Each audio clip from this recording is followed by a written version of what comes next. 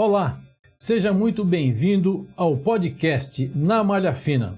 Eu sou o Carlos Alberto Batistão, presidente do Sescom São Paulo, e hoje vamos receber com muita honra Marco Aurélio Bertaioli, conselheiro do Tribunal de Contas do Estado de São Paulo, que é composto por 7 conselheiros.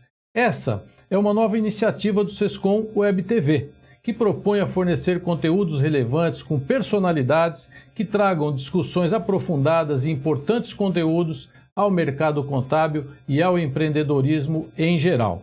Bom, o Marco Aurélio Bertaioli é mestre, administrador de empresas, é mestre profissional em administração pública, formado pelo IDP, pós-graduado em gerente de cidades pela FAAP, além de diversas especializações no Brasil e no exterior. Ele começou a vida pública em 1992, foi eleito o mais jovem presidente da Associação Comercial de Mogi das Cruzes. Em 95 foi convidado a ocupar o cargo de secretário municipal da Indústria e Comércio, foi vereador, vice-prefeito, deputado estadual, prefeito da cidade de Mogi das Cruzes, deputado federal eleito e reeleito. O Bertaioli é defensor da geração de empregos e do fortalecimento da economia. Inclusive votou a favor da PEC da reforma tributária, demonstrando sua preocupação com a melhoria e a desburocratização do sistema tributário nacional. Além do reconhecimento popular, porque foi várias vezes eleito, Marco Bertaioli foi reconhecido em âmbito nacional, tendo sido eleito pelo site Congresso em Foco um dos 10 melhores deputados federais do Brasil e o 4º federal mais eficiente eleito pelo ranking dos políticos de 2023. Entretanto, em setembro de 2023, deixou as atividades parlamentares para assumir em outubro o cargo de conselheiro do Tribunal de Contas do Estado de São Paulo, onde é responsável por analisar e julgar as contas públicas da Alesp, câmaras municipais, Tribunal de Justiça, Ministério Público Estadual, do próprio governo do Estado, um trabalho do qual ele explicará melhor ao longo desse bate-papo. Bom, Bertaioli, agradeço sua presença, seja bem-vindo ao nosso podcast. Imagina, eu que agradeço muito ao nosso presidente do Sescom, Batistão, parabenizá-lo, não só pela brilhante gestão que vem fazendo à frente do nosso sistema de contabilidade do Estado de São Paulo, representando todos os contabilistas que têm essa difícil missão de entender o sistema tributário brasileiro e aferir uma contabilidade com precisão, mas pela informação, pela defesa da categoria, pela luta diária que você exerce aqui à frente do Sescom, junto com toda a sua diretoria, representando de uma forma tão altiva todos os contadores do Estado de São Paulo. Me sinto muito feliz em estar aqui mais uma vez ao seu lado, para que juntos possamos unir as forças e trabalhar por um sistema tributário mais simplificado, mais justo, mais seguro para quem empreende, para quem contabiliza, para que a resultante seja uma geração de empregos, que é o que todos nós desejamos. Muito obrigado. Fazemos o nosso trabalho sempre com a ajuda dos parceiros, né? E você que nos ajudou muito em São Paulo e em Brasília. Mas agora no Tribunal de Contas do Estado. Conta pra gente, Bertaioli, se eu posso lhe chamar claro. assim, como é que funciona, qual é o papel do Tribunal de Contas do Estado, qual é esse trabalho importante que você está fazendo lá? Olha, primeiro um desafio gigantesco. Eu me sinto muito honrado nesse momento de ter sido indicado pela Assembleia Legislativa do Estado de São Paulo e ver o meu nome com a aquiescência do governador Tarcísio de Freitas homologado para uma cadeira tão importante dentro do Tribunal de Contas do Estado de São Paulo, que sem sombra de dúvidas é um dos tribunais mais complexos, mais dinâmicos ao mesmo tempo do Brasil. Nós podemos fazer uma referência muito simples. A Espanha, que é um dos maiores países da Europa, é equivalente ao Estado de São Paulo. Nós temos aproximadamente a mesma população, aproximadamente o mesmo PIB, aproximadamente o mesmo território. Então, estar num cargo no Estado de São Paulo equivale a qualquer um dos países da Europa ou muitos do mundo inteiro que são economicamente similares ao Estado de São Paulo. O Estado de São Paulo é um grande país. Nós somos 40 milhões de habitantes aproximadamente e temos um PIB realmente que reforça o nosso país. Portanto, as funções públicas, as funções de políticas públicas precisam ser cada vez mais qualificadas. e elas terem cada vez mais efetividade. O Estado não é um gerador de riquezas. O Estado é um transferidor de riquezas. Ele recolhe através dos impostos dos cidadãos que são os contribuintes e devolve através dos serviços públicos que são prestados. Essa cobrança de impostos e essa devolução em serviços públicos é a qualidade da gestão pública que nós precisamos o tempo todo aferir. Trabalhar para qualificá-la. Não vai existir, Batistão, um dia que a gestão pública esteja pronta, terminada e acabada. Perfeita. É melhora contínua, todos os dias. Nos últimos 30 anos da minha vida, como você leu aqui tão bem, eu me dediquei à política pública partidária, à política eleitoral. Tive a oportunidade, graças a Deus, de ocupar todos os cargos possíveis dentro de um município. Fui secretário municipal, vereador, vice-prefeito, deputado estadual, prefeito, deputado federal. E agora, com a honra de ser indicado para o Tribunal de Contas, utilizar toda essa experiência que eu acumulei ao longo dos 30 anos de vida pública, na prática e na formação acadêmica, para fornecer aos 644 municípios do estado de São Paulo, ao governo de São Paulo, a todas as instituições, autarquias, empresas públicas, claro, ao lado dos demais conselheiros, uma qualidade de orientação, fiscalização e auditoria para que estas empresas, prefeituras e autarquias também tenham qualidade no serviço público oferecido. Portanto, a missão do Tribunal de Contas é utilizar tudo aquilo que eu acumulei na vida aos 30 anos, nesses 30 anos, como um transmissor de conhecimento. Me sinto muito feliz de ouvir do governador Tarcísio que, olha, você, Bertaioli, precisa utilizar a experiência de ter sido prefeito bem-sucedido por 8 anos e compartilhar esta experiência com todos os municípios do estado de São Paulo para que todos possam ter a mesma qualidade. Portanto, esse é o desafio, qualificar a administração pública, pois todos nós, paulistas, paulistanos, brasileiros, somos consumidores desses serviços públicos. Somos mais ou menos dependentes dos serviços públicos. E portanto, nós precisamos trabalhar para que ele seja cada vez mais efetivo. A saúde pública, a educação pública, a segurança pública, a infraestrutura pública e as políticas públicas específicas de geração de emprego e de algum tratamento específico em algum segmento da sociedade. Eu sou apaixonado pela gestão pública. Dediquei a minha vida à gestão pública e continuo fazendo gestão pública. E dessa vez no cargo de conselheiro do estado de São Paulo, que muito me honra e coroa esses 30 anos de vida partidária que eu acumulo até hoje. Puxa vida, Bertoldo, para nós é que é uma satisfação ter uma pessoa tão capacitada como você lá no Tribunal de Contas do Estado, né?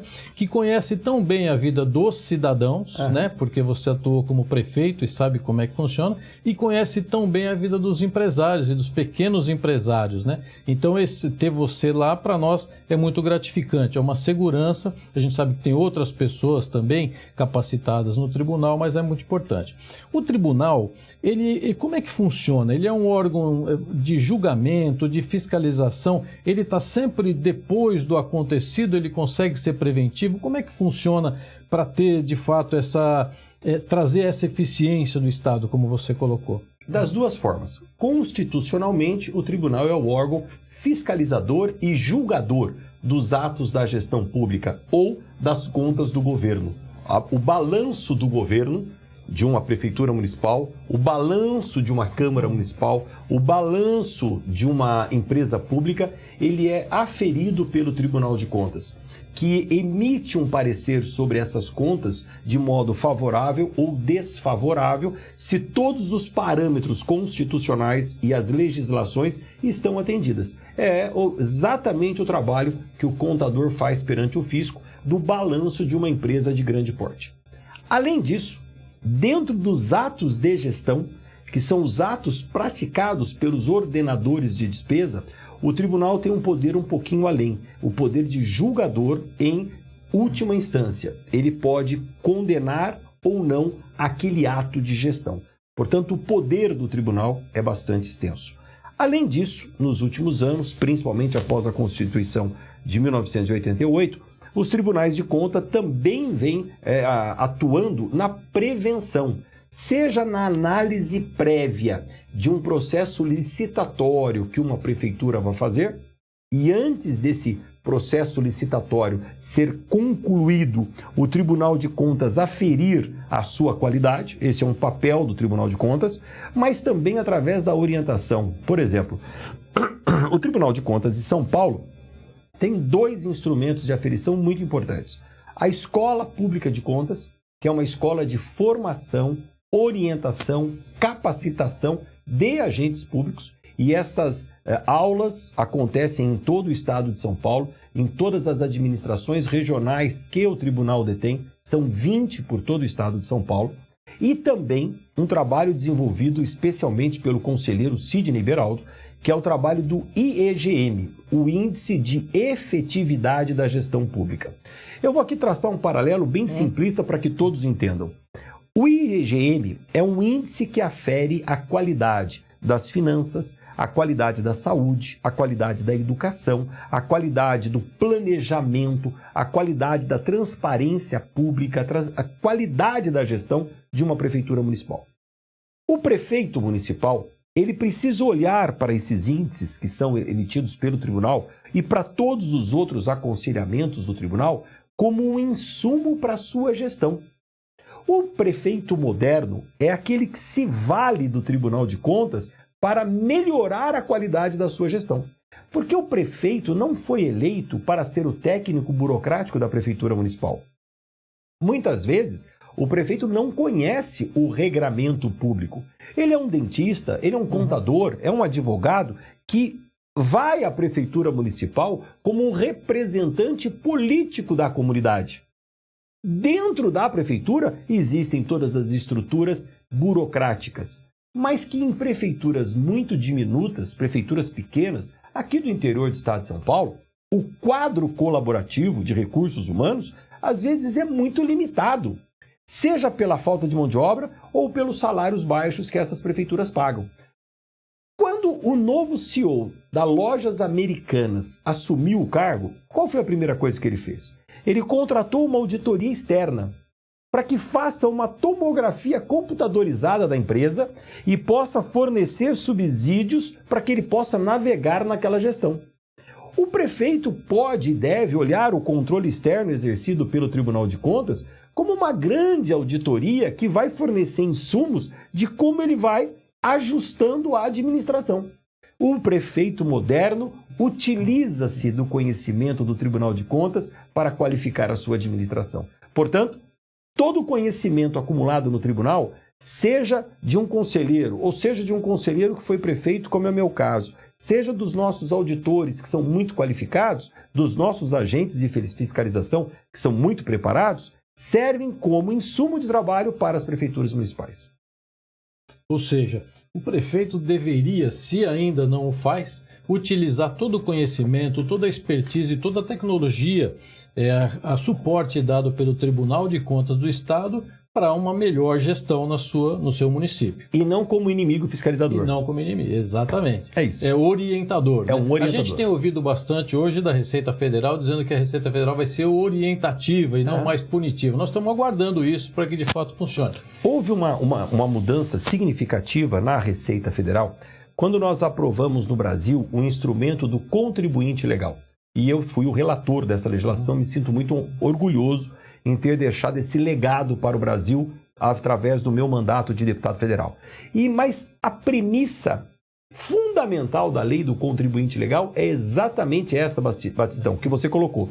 É a permissão, a indução, o convite para que haja uma conversa entre o contribuinte pagador de impostos e a Receita Federal arrecadadora de impostos. Esse muro que existia, separando esses dois entes, precisa ser derrubado. E há que se ter um entendimento, uma conversa, para até entender a capacidade contributiva de cada empresa. Pois nós não queremos que as empresas fechem a qualquer custo para pagar os impostos que devem. Nós queremos que elas tenham capacidade de continuar existindo, gerando empregos, pagando novos impostos e conseguindo sanar o passado. Nós vamos voltar a falar, eu ainda quero te perguntar sobre a reforma tributária, sobre isso. Nós temos uma proximidade até com a Receita Federal aqui em São Paulo. Mas antes, ainda voltando ao Tribunal de Contas do Estado, né? Como você vê a evolução, você falou 30 anos de vida pública, né? Como você vê, porque a gente via, e ainda às vezes vê nos noticiários, se a gente pode falar de um desvio de finalidade, uma má gestão dos recursos públicos que acontecem ainda, né? Como você vê que teve uma evolução grande nesses últimos 30 anos e o tribunal ajudou nisso também? Sem dúvida nenhuma. Um dos princípios que eu defendo dentro do Tribunal de Contas é o princípio da boa-fé. Nós precisamos partir do princípio da boa-fé para qualquer ação. Se no curso do processo você percebe que aquela boa-fé foi realmente distorcida para um ato doloso, intencionalmente equivocado, errôneo ou até para o dolo efetivo, você muda o princípio e aí as penas da lei. Mas é importante dizer que a burocracia, a legislação, tanto a tributária altamente complexa, mas as legislações que envolvem as políticas públicas também são altamente complexas e convidam, eventualmente, a um erro administrativo. Então nós precisamos ter um discernimento muito claro naquilo que foi um erro administrativo ou até um impedimento diante da realidade dos fatos. Portanto, é muito importante o tribunal, no ato de fiscalizar, se colocar no contexto daquele momento dentro de uma cidade para entender o ato do prefeito ou do gestor público, para que você separe de uma forma diametral o que é um ato doloso, um ato culposo ou um ato que prejudicou o erário público e que causou um prejuízo, um desvio de dinheiro, ou seja lá o que for. Então esse tem que ser penalizado duramente, mas para nossa alegria, isso não é a maioria, pelo contrário, é uma minoria realmente que nós precisamos mais defender o princípio da boa-fé. Como defendo o princípio da boa-fé? Junto à Receita Federal na contabilidade, que muitas vezes faz com que a vida de um empreendedor no Brasil seja muito difícil. É verdade. Quando você e como que você vê, por exemplo, o tribunal, ele tem esse poder, se ele analisar e ver esse desvio de finalidade ou de recursos, ele tem esse poder penalizador? Punitivo e finalizador. Sem inibir o encaminhamento ao Ministério Público Estadual para as ações criminais, se for o caso. Mas dentro do tribunal, em análise, um ato de gestão que tido como irregular, ilegal ou doloso, o tribunal condena aquele ato e pode aplicar sanções tanto à empresa quanto ao gestor público. As sanções podem chegar à proibição de receber recursos públicos à organização social ou à empresa e a penalização efetiva com multas ao gestor público. E aí é um ato terminativo. Entendi. E esse julgamento aí, só para a gente entender, hoje a gente acompanha bastante o Superior Tribunal, né, que a gente às vezes não acompanhava, mas está tão... Sim. E o tribunal, quando ele julga, também ele é em conjuntos, é coletivo. 7 juízes participam do julgamento. 7 conselheiros, 7 juízes, 7 ministros que estamos ali no tribunal pleno. E aí vem a grande referência do governador Tarcísio, que defendeu de imediato um tribunal pleno múltiplo, plural. Porque para que você busque o equilíbrio das decisões. Então você precisa ter entre esses 7 conselheiros a diversidade dos agentes públicos. Um promotor de justiça, um advogado, um auditor público, um ex-prefeito. Você precisa ter o coletivo em busca do equilíbrio e da decisão mais justa possível. Então, o Tribunal Pleno, os 7 conselheiros dentro do Tribunal de Contas de São Paulo, hoje tem essa expertise de uma inteligência coletiva. Muito bom. Ainda sobre o tribunal, como é que você vê, quais são os desafios que você entende que tem para frente para ir melhorar ainda mais essa gestão, gestão pública no estado de São Paulo? Porque, bom, o tribunal, como você falou, ele olha as contas do estado, dos municípios, das associações, das fundações, tudo está sob a verificação. Quais os desafios que você... Eu lhe diria o seguinte, o Tribunal de Contas de São Paulo é uma busca contínua pela qualidade, pelo aperfeiçoamento e pela prestação de serviço às prefeituras, ao governo do estado, às autarquias e fundações com qualidade. Então nós vamos estar sempre nos aperfeiçoando. Mas nós podemos nos orgulharmos de termos em São Paulo um Tribunal de Contas muito capacitado para esta atuação. Seja comparado com os demais tribunais de contas do Estado de São Paulo, ou com a própria União, Tribunal de Contas da União, ou seja comparado com tribunais de contas, como eu disse, da Espanha, de Portugal e de países que são semelhantes à estrutura do Estado de São Paulo. Nós temos um Tribunal de Contas com quadros muito capacitados e muito dedicados, apaixonados mesmo, pelo tribunal, na excelência dos serviços que são prestados. Eu acho que cada vez mais o Tribunal de Contas pode atuar na preparação de todos os atos de gestão, para que eles não sejam equivocados administrativamente no futuro. Como eu disse, isso também parte de um prefeito moderno em enxergar o tribunal como grande controlador externo positivo da sua gestão. O Tribunal de Contas do Estado, ele tem algum órgão de consultoria, vamos dizer, para uma instituição que está em funcionamento, uma fundação, uma instituição, se tiver na dúvida sobre um procedimento que vai utilizar, se é possível, não é, tem algum local de consulta? Como, por exemplo, tem na Receita Federal, fazer uma consulta, posso ir por esse caminho, está adequado ou não? Existe isso? Sim, você não tem o elemento concreto. Tá. Estou comprando este copo, estou pagando X. Não. Agora, qual é o procedimento pelo qual eu devo comprar este copo? Sim, o tribunal sempre valida os editais que são publicados pelos órgãos públicos na aquisição de bens, produtos e serviços. Esses editais podem passar antes pelo crivo do Tribunal de Contas, que analisa esse procedimento na sua minúcia, nas suas vírgulas, e pode aplicar ali uma qualidade desejável, mas sempre buscando a ampla competitividade, para que todos os licitantes possam ter direito de participar do certame em condições de equivalência. Então o tribunal é muito cuidadoso com isso. Do outro lado, a própria Escola de Contas, que ministra cursos, palestras, aulas específicas sobre todos os atos de gestão.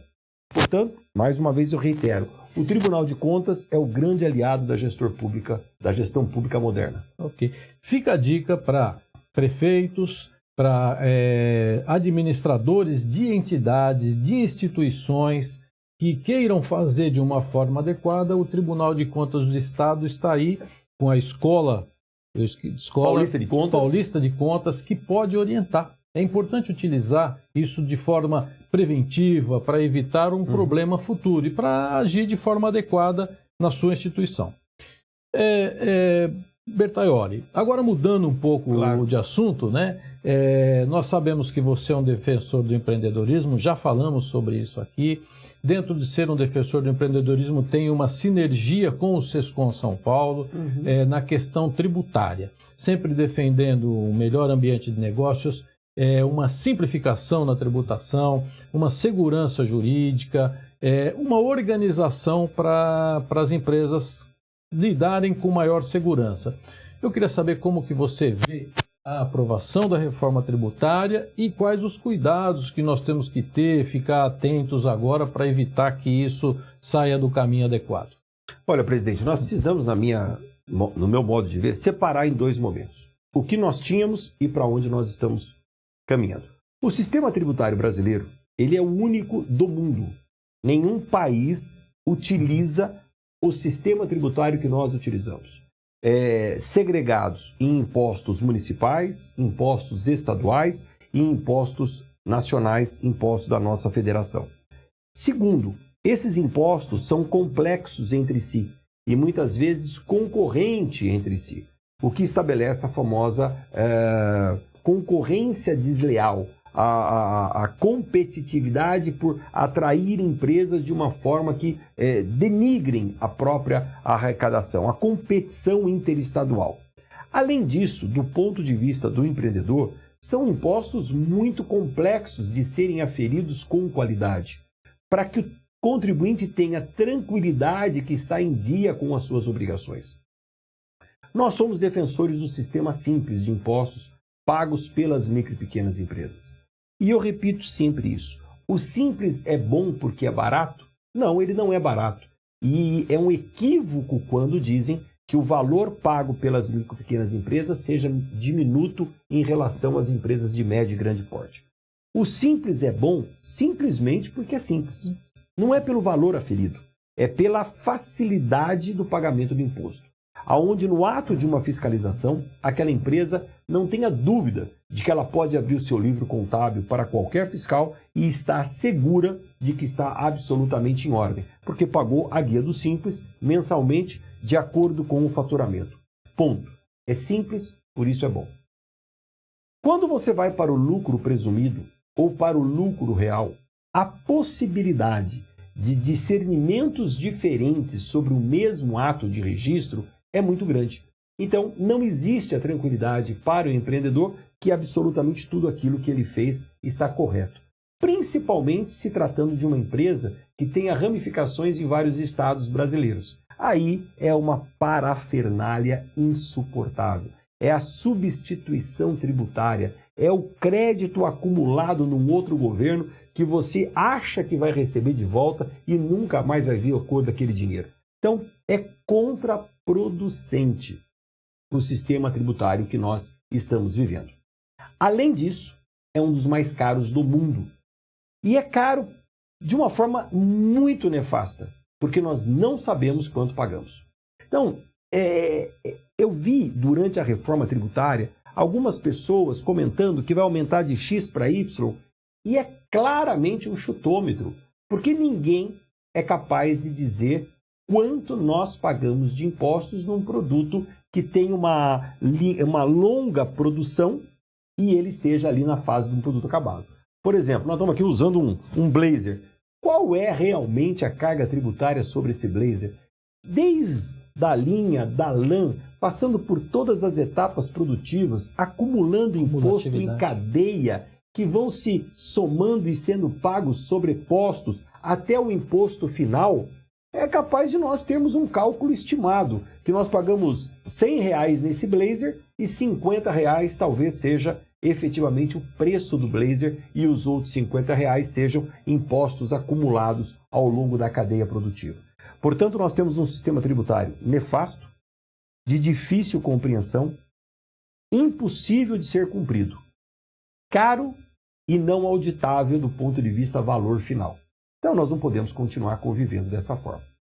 Some-se a isso a globalização do mundo.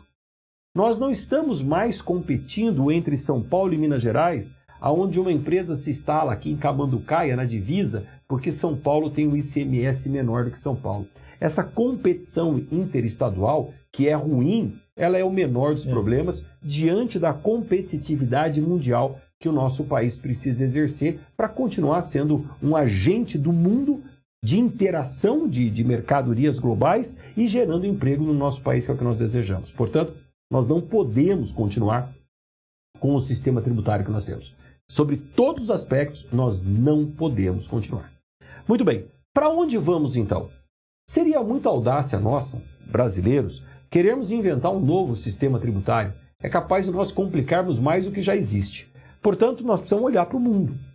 Quase 200 países do mundo separam a sua contribuição entre impostos de consumo, impostos de renda, impostos sobre propriedade, impostos comerciais, enfim.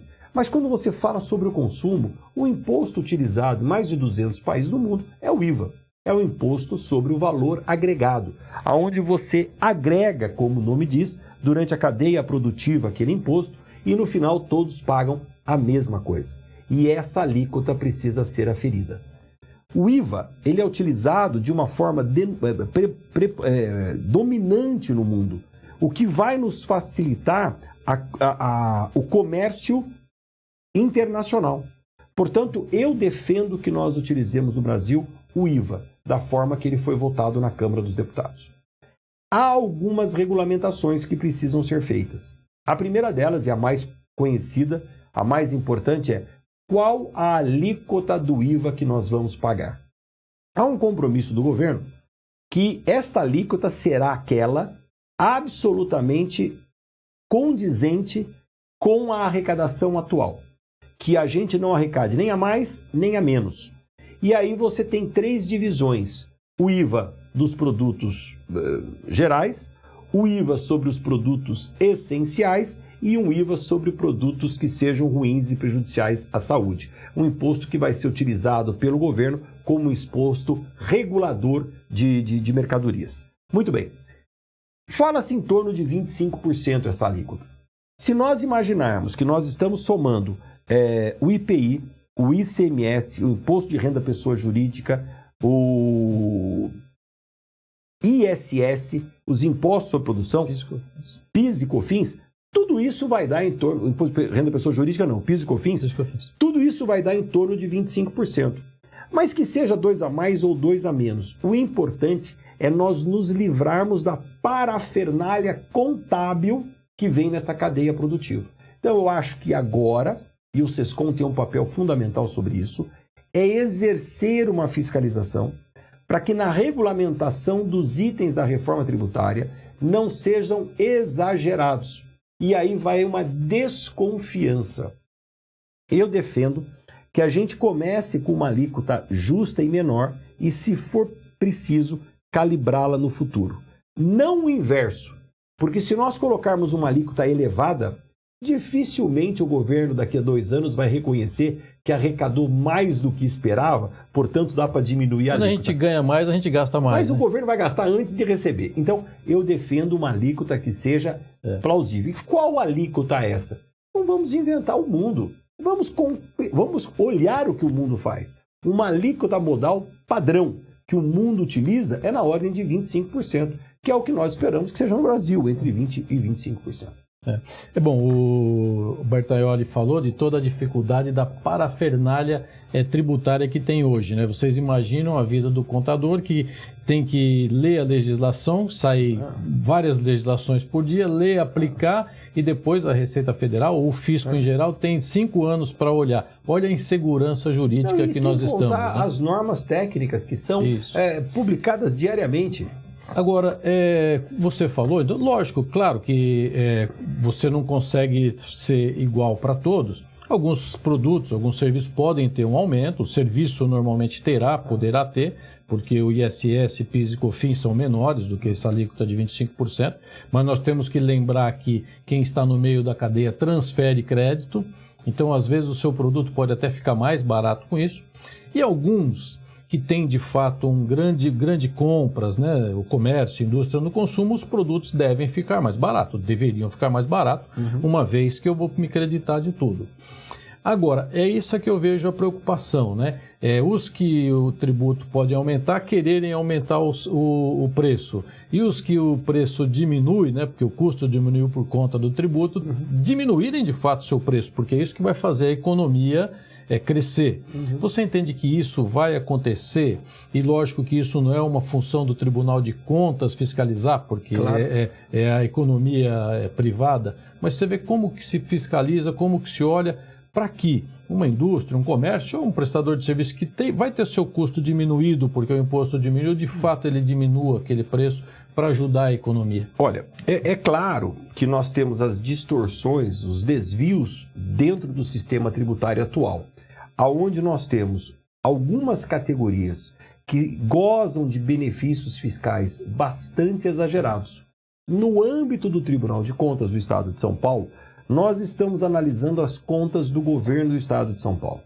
E pela primeira vez, o conselheiro Robson Marinho solicitou à Secretaria da Fazenda do Estado de São Paulo todas as renúncias fiscais de uma forma didática, com alíquotas reduzidas e os prazos concedidos. Isso sempre foi tido, e aqui eu estou fazendo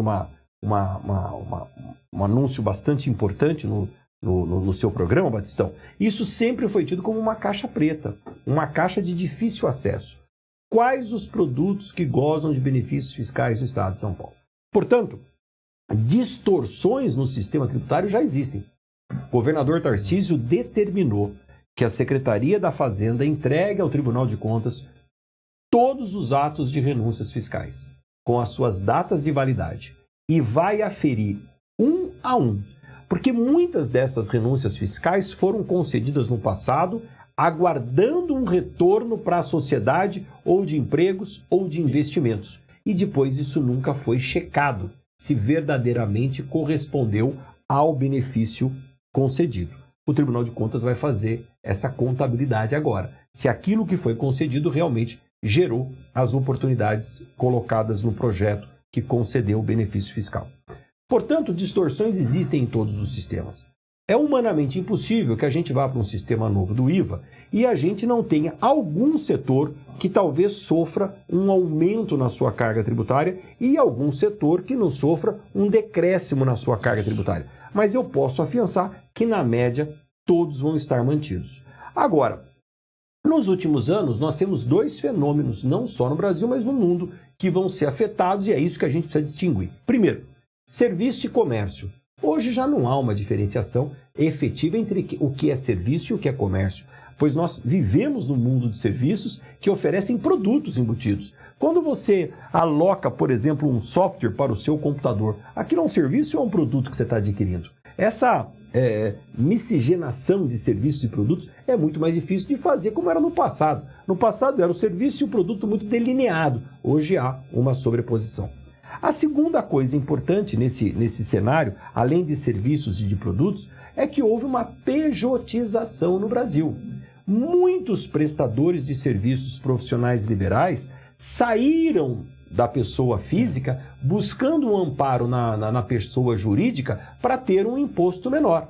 Portanto, esse é um desvio dentro do padrão da Receita Federal e que com o IVA inevitavelmente será um pouco corrigido, não muito. Hoje todos os profissionais liberais são pessoas jurídicas e tem dentro do seu imposto uma diminuição que será corrigida. Então é difícil você falar que vai haver uma sobrecarga tributária para alguns serviços. Precisa entender quais serviços são e como eles foram instituídos. E fiscalizarmos durante a implantação, o período, acompanharmos. Eu quero lembrar ao nosso ouvinte que nós temos o nosso podcast que chama Tributalk.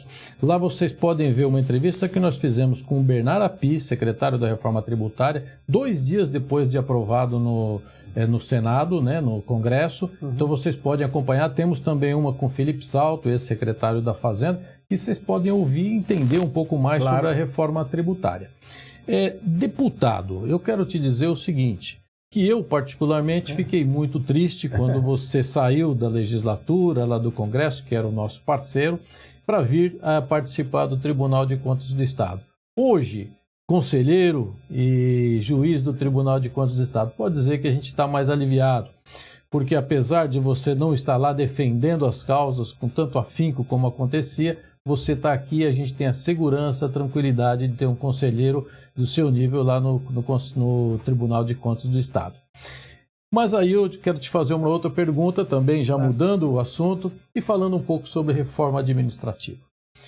Nós falamos da reforma tributária, acho que o governo não quis colocar reforma administrativa, até para não confundir, de fato o Congresso a gente sabe se entra bastante coisa, acho que nada sai.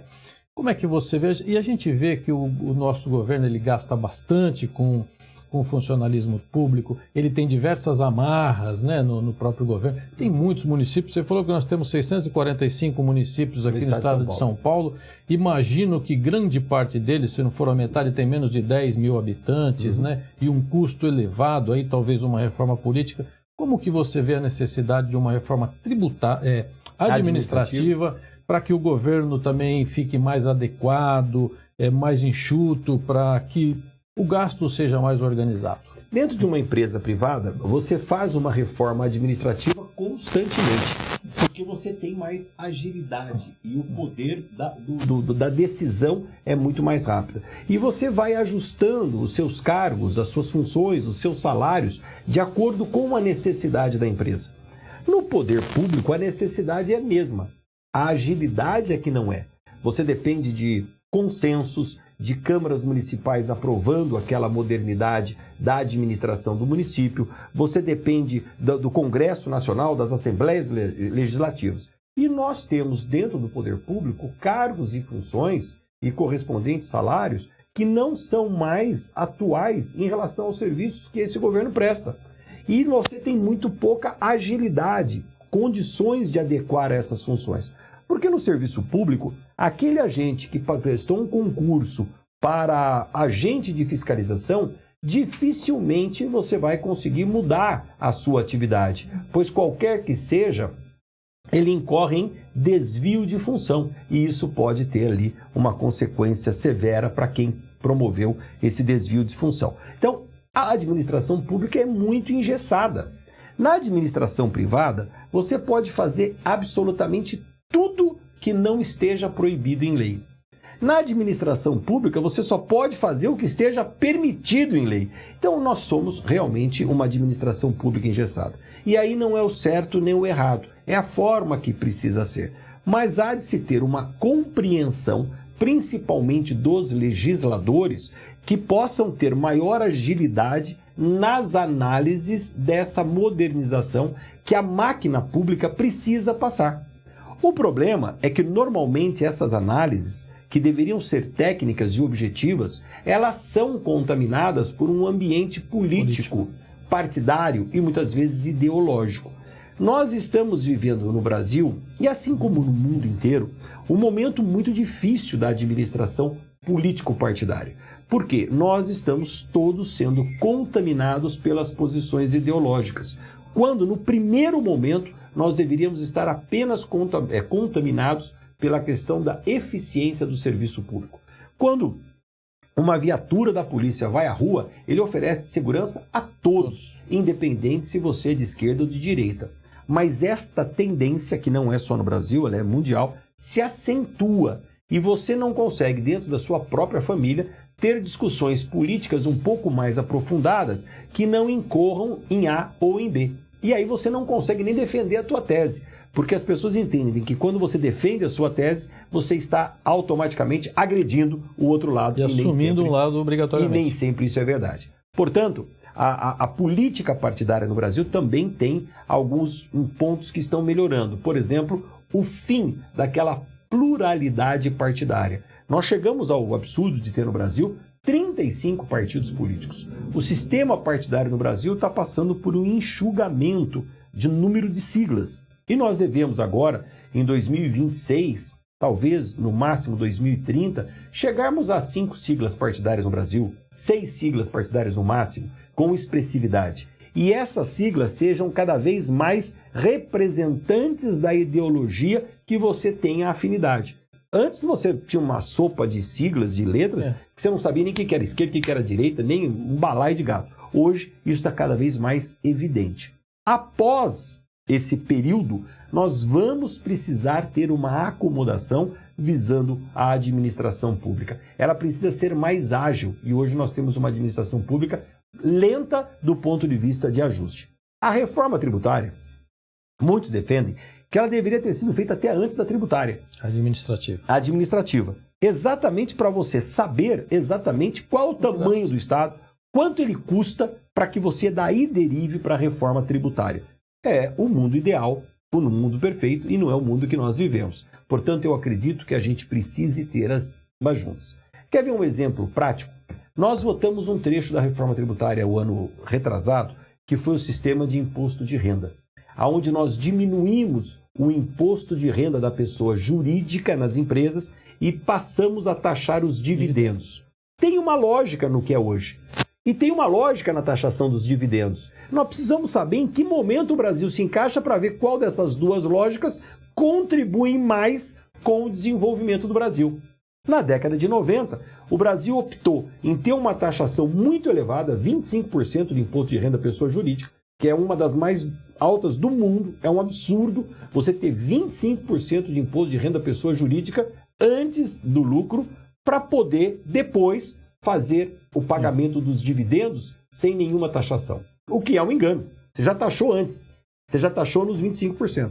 Agora, se você diminui essa carga tributária do imposto de renda pessoa jurídica para 5%, 6%, 7%, 8%, que é o que nós defendemos, e em contrapartida, se esse dinheiro for retirado da empresa no formato de dividendos, pagar o imposto de renda pessoa física, você incentive que esse dinheiro fique mais dentro do ambiente da empresa, sendo reinvestido, gerando emprego e na produtividade. São momentos diferentes, mas que nós defendemos. Nós sabemos que tinha essa legislação que você falou, se não me engano, o projeto 2337, né? Foi aprovado na Câmara e parou no Senado, o senador Ângelo Coronel. Era um projeto bom, porque ele diminuía o imposto de renda e a contribuição social, tributava o dividendo, mas só para distribuição acima de 4.800.000.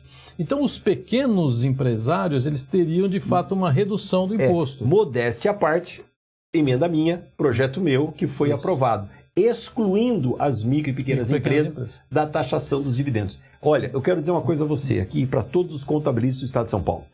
O projeto que o nosso presidente lembrou, o número que eu não lembrava, que taxa os dividendos, reduzindo a alíquota da pessoa jurídica e excluindo a micro e pequena empresa da taxação de dividendos, é um bom projeto e que faria muito bem ao Brasil.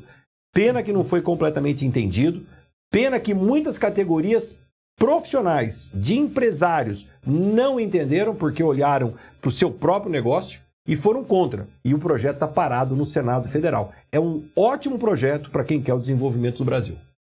Ele de reduzir. Hoje, as empresas que nós atendemos, como empresários contábeis, 95%, 90% são pequenas empresas. Estariam abaixo dos 4 milhões. Estariam abaixo desses 4 milhões. Sem contar que nós também deveríamos corrigir os 4.800. Né? Isso, eles teriam uma redução da tributação, e lógico que teria tributação de dividendos, mas muitas pessoas ficaram com receio da tributação.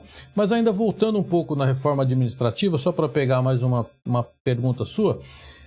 A gente, quando fala em reforma administrativa, fala muito em direito adquirido. Então, fala de vários problemas. Tenho que fazer esse ajuste, tenho que fazer aquele ajuste, né, na administração em geral, mas tem muitos direitos adquiridos. Mesmo assim, você entende que a gente consegue fazer uma reforma administrativa para, de fato, dar uma redução, uma enxugada no Estado?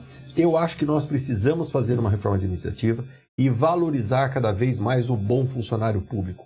Nós temos distorções dentro da própria administração pública. Como você disse, nós temos prefeituras tão pequenas, tão diminutas no interior de São Paulo, no interior do Brasil inteiro, que não conseguem pagar um salário digno a um profissional que vai exercer com competência e independência a sua função pública. Isso acaba custando mais caro ao Estado do que o salário pago, porque é um convite ao desvirtuamento. A mesma coisa acontece entre os entes federativos. Você tem, por exemplo, no Legislativo Federal, salários muito bons para todos os funcionários. Uma média de R$14 mil.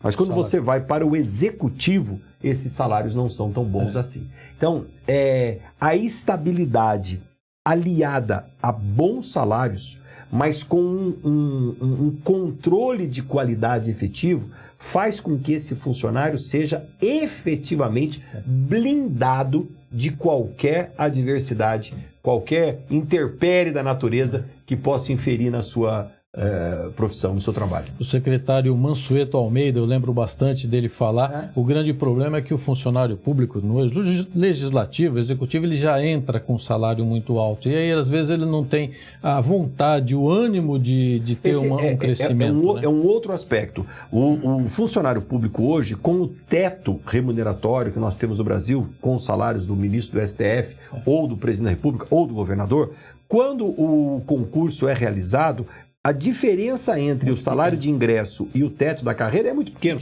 Então, em 5 anos, um bom colaborador atinge o teto da carreira. Essa é uma questão de perspectiva e de motivação. Mas o que eu digo é o seguinte, aquele agente da fiscalização, aquele fiscal, se tiver a estabilidade de que a agência política não vai interferir no seu trabalho e tiver um salário que realmente tenha condizência com uma boa qualidade de vida, ele não vai arriscar o seu cargo, o seu salário em qualquer desvio de finalidade.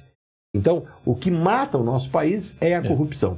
Se nós estivermos com o poder público blindado da corrupção, nós vamos ter uma verdadeira agência fomentadora de emprego no Brasil. E como um grande parceiro para combater a corrupção, a gente conta com o Tribunal de Contas do Estado, com a sua fiscalização. É o nosso papel. Eu queria ouvir, conselheiro, A sua opinião, não foi aprovada agora a lei, aí eu já não me lembro o número da lei, mas das licitações. Eu queria ouvir o que você entende, se ela é produtiva, se é boa para o empresariado, para o pequeno empresário. Como é que você vê essa lei das licitações que entra em vigor agora no começo do ano? Durante muitos anos, nós vivemos sob a égide da 8666, a famosa lei das licitações 8666.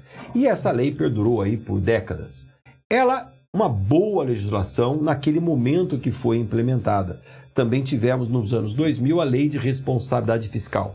Foram instrumentos que foram avançados no Brasil para organizar a gestão pública e dar uma blindagem e dar um ordenamento jurídico para toda a administração pública.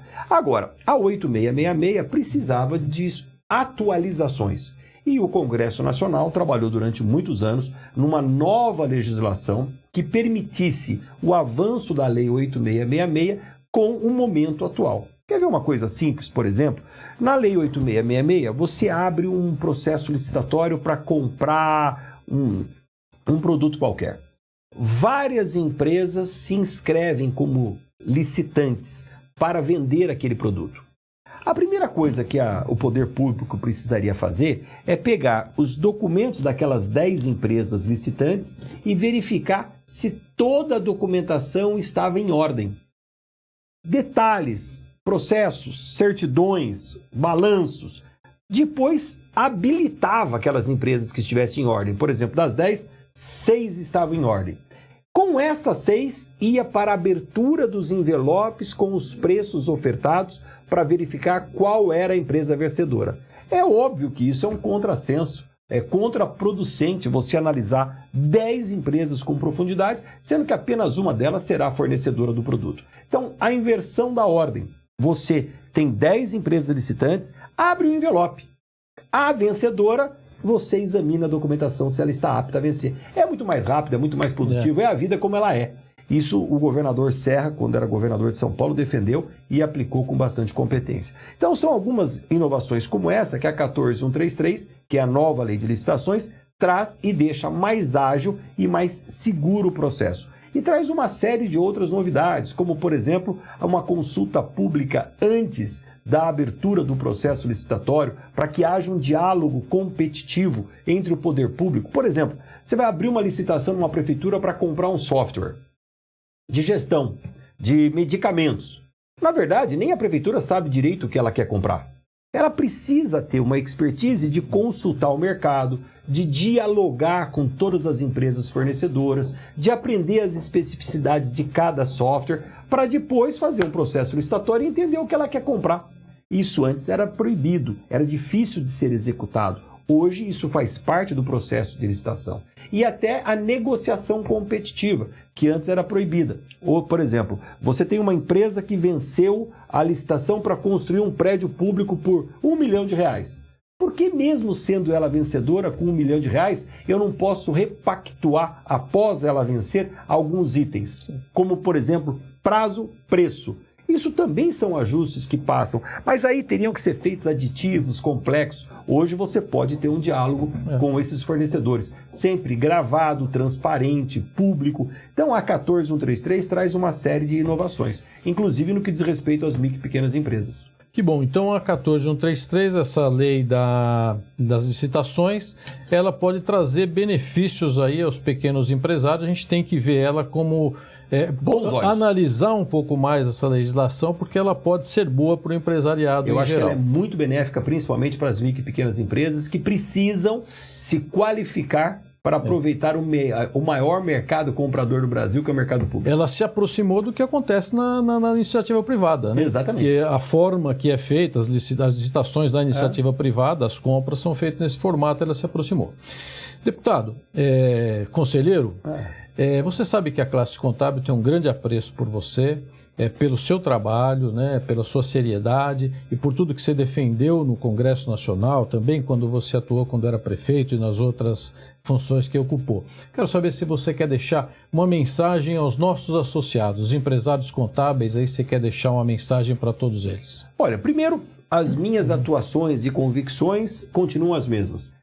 seja como prefeito, seja como deputado, ou seja como membro do Tribunal de Contas do Estado de São Paulo. Eu vou me aperfeiçoando na gestão pública, que é aquilo que eu dedico à minha vida. Então, a função, ela é momentânea, ela é complementar, mas as convicções são perenes. Então, contem comigo nas defesas de todos os princípios que nós sempre acreditamos, principalmente aquele que deixa um ambiente de negócios no Brasil mais favorável a quem arrisca o seu próprio capital para gerar emprego, gerar lucro, gerar renda e gerar produtividade, que é o que nós defendemos. Segunda coisa importante, parabenizar todos os contabilistas do Estado de São Paulo por terem uma entidade representativa da classe como o Sescom.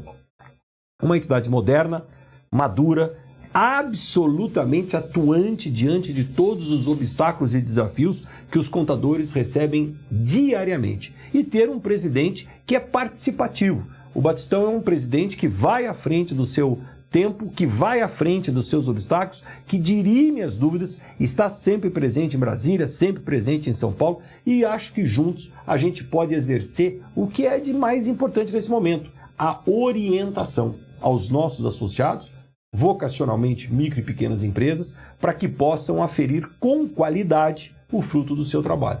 Nesse quesito, conte comigo, quero ser aqui um amigo, um parceiro do Sescom, para que juntos a gente possa estar buscando todas as inovações, todo o conhecimento para que os contabilistas possam ter uma vida um pouco mais facilitada. Deputado, nós aqui agradecemos, viu, sua participação. Eu chamo de deputado, chamo de conselheiro, juiz, seu amigo, mas posso chamar de amigo Marco Bertaioli. Tive a liberdade para chamá-lo de Bertaioli aqui. Sim. Durante a entrevista. Quero agradecer mais uma vez a sua participação no nosso programa. E aí quero agradecer a todos vocês que acompanharam também esse programa. Quero dizer que nós temos o nosso podcast toda semana, toda terça-feira ele está no ar, cada vez com um tema. E esse tema foi levado aqui com o nosso amigo Marco Bertaioli, que é conselheiro do Tribunal de Contas do Estado de São Paulo. Falou sobre como funciona o Tribunal de Contas do Estado, qual é o seu trabalho, falou sobre reforma tributária, reforma administrativa, lei das licitações. Então acompanhe os nossos podcasts. Muito obrigado a todos e tenham um excelente dia.